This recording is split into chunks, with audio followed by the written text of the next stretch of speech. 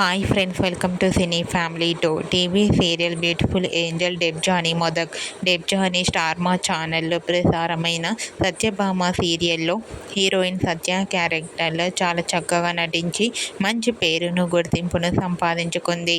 డెబ్జానీ సీరియల్లోనే కాకుండా కొన్ని టీవీ షోలలో కూడా పార్టిసిపేట్ చేస్తూ సందడి చేస్తూ ఉంది.